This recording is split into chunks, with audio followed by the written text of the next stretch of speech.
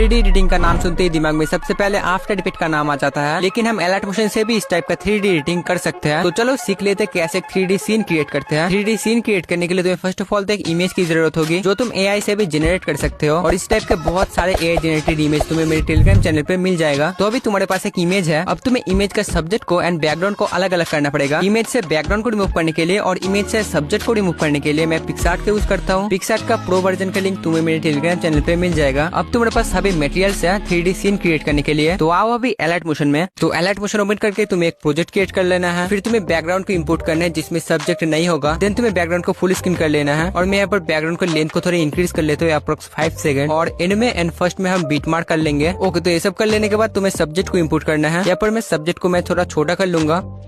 Then हम Z axis को decrease करेंगे, मतलब सब्जेक्ट को आगे लेके आएंगे। इससे बैकग्राउंड में सब्जेक्ट के बीच में एक डेप्थ क्रिएट होगा। और स्केल में जाके इसको हम थोड़ा छोटा कर लेते हैं। अब इसका पोजीशन एडजस्ट करने के बाद नीचे तुम देख पा रहे हो थोड़ा खाली खाली दिख रहा है। इसको फिल करने के लिए हम एक रॉक PNG को ऐड करेंगे। अब इस इमेज से बैकग्राउंड को रिमूव करने के लिए हम सिंपली इफेक्ट में जाके यहाँ पर क्रोमा की सर्च करेंगे। देन इस इफेक्ट को स्टैंडर्ड सेटिंग पे अप्लाई कर लेंगे और यहाँ पर कलर में जाके इसको व्हाइट में सेट कर देंगे। तो बैकग्राउंड पूरी तरीके से रिमूव हो जाएगा। अब इमेज को थोड़ा छोटा करके हम इसको अच्छे से सेट कर लेंगे। इसका भी Z एक्सिस थोड़ा हम डिक्रीज कर लेंगे। हम Z एक्सिस को इतना डिक्रीज करेंगे कि ये सब्जेक्ट का भी आगे आ जाए। अब इसके रोटेशन में जाके इसको थोड़ा रोटेट कर देंगे ताकि हम इसे बैकग्राउंड में अच्छे से सेट कर पाए।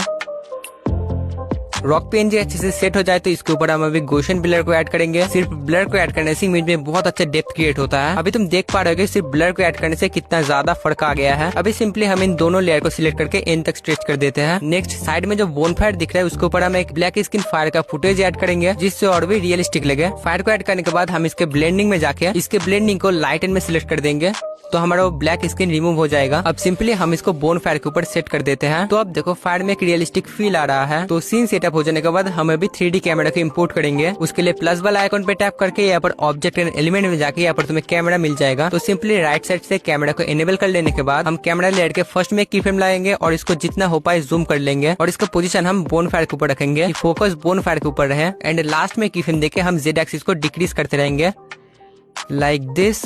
तो अब हम इन दोनों की फ्रेम्स के बीच में ग्राफ को ऐड करेंगे। मैं ज्यादातर मेरे रील में इसी ग्राफ को यूज करता हूँ, तुम चाहो तो इस ग्राफ को यूज कर सकते हो। इससे एक स्मूथ एनिमेशन क्रिएट होता है। तो इतना सब कर लेने के बाद तुम्हें अभी इसके ऊपर इफेक्ट्स को अप्लाई करना है। इफेक्ट्स को मैं इस रील में कवर नहीं करूंगा, उसके ऊपर एक डेडिकेटेड रील बन सकता है। तो तुम अगर चाहते हो मैं इफेक्ट्स के ऊपर एक डेडिकेटेड रील बनाऊं तो तुम मुझे फॉलो करके कमेंट करो इफेक्ट। अगर मुझे अच्छा रिस्पॉन्स मिला तो इफेक्ट्स के ऊपर मैं एक डेडिकेटेड रील जरूर से बनाऊंगा। तब तक के लिए तुम प्रैक्टिस करते रहो।